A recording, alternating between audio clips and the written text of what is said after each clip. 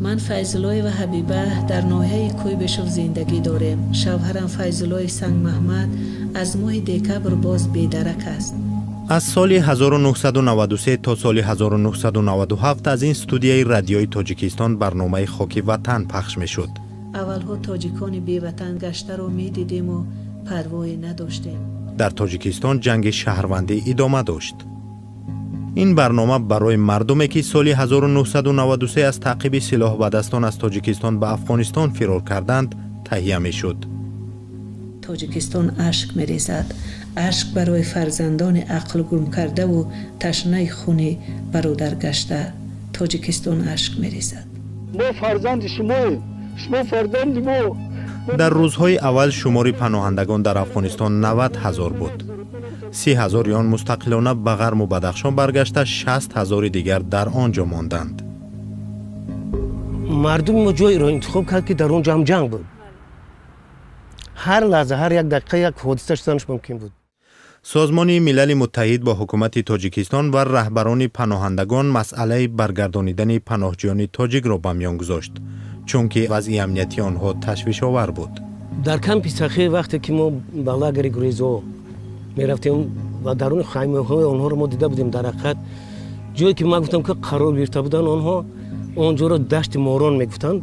این به سبب نبود، چون که در حقیقت یک دشتی که در تابستون نهایت تفسون، در زمستون نهایت سرد بود و در همین شرایط مردم عمر بسر می بودند.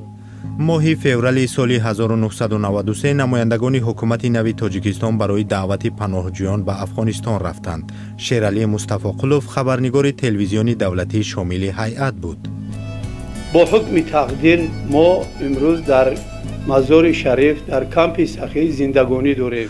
آن سالها در مزار شریف شمار زیادی گریزه ها را دیدن ممکن بود که حال بدی روانی داشتند. از بس که از تاجیکستان خبرهای مدهش می شنیدند، روز به روز امیدشان به بازگشت کم می شد.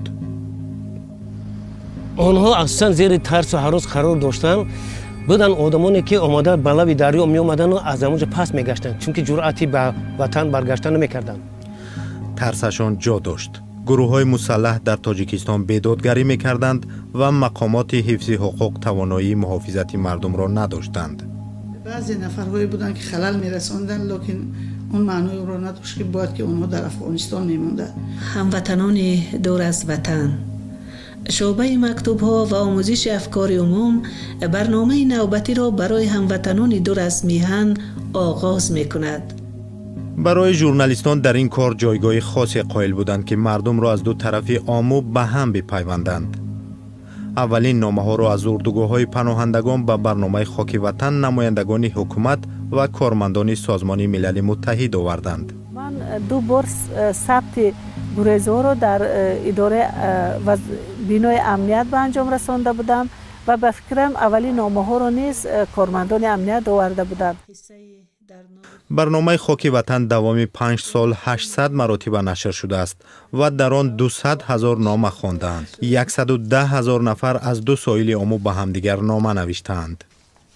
ما شب و روز رادیوی تاجیکستان رو گوش میکردیم و برنامه خاک وطن رو فقط انتظار بودیم که کی برنامه خاک وطن ما رو به تاجیکستان دعوت میکنند. این آواز شهرستان نباتو است که 23 سال پیش در برنامه خاک وطن صدا داد. او سال 1992 از ناحیه شهریتوز همراه صدها نفر عامو را عبور کرده به افغانستان گذشتند. آنجا رهبری زنان فراری بود. صدای موسیقی خاک وطن بلند صدا میداد. همه مردم جمع شدن زیر همون یک رادیوی کوچیکی که در اونجا بود، زیر اون می نشستن. صدای کسی بلند نمیشد. همه انتظاری صدای خشتباری خود بودن. انتظاری میکشیدن که کنی از خشتباری کی برآمد میکند و بچه‌ای که یا پسری که یا دختری که برآمد میکند و پدر و مادری یا که خواهر و برادر خود رو برای برگشتن به وطن دعوت میکند. بگویم که همین جنگ سر شد در تاجیکستان، خوشبختانه بگویم که مردم تاجیک زودتر فهمیدن که جنگا مفهوم و فایده نداره. شیرعلی مصطفی قلوف 9 مرتبه به اردوگاه‌های پناهندگان تاجیکستان در افغانستان سفر کرده است. سلسله برنامه‌های او را با نام بازگشت و وا غریبا در تلویزیون دولتی نمایش می‌دادند.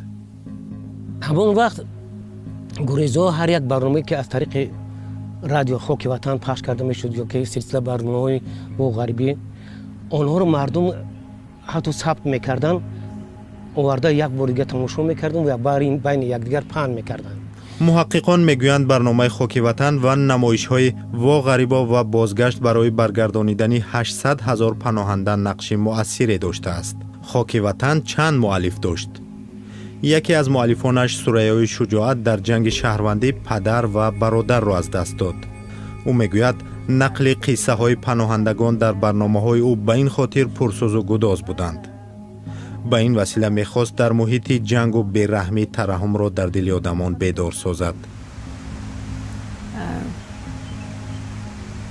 حالا نیز من راستی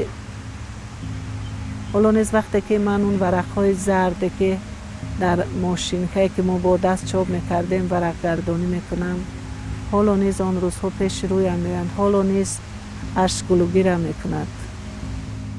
5 سال عمر این ژورنالیستان به انعکاس وضع پناهندگان بخشیده شد.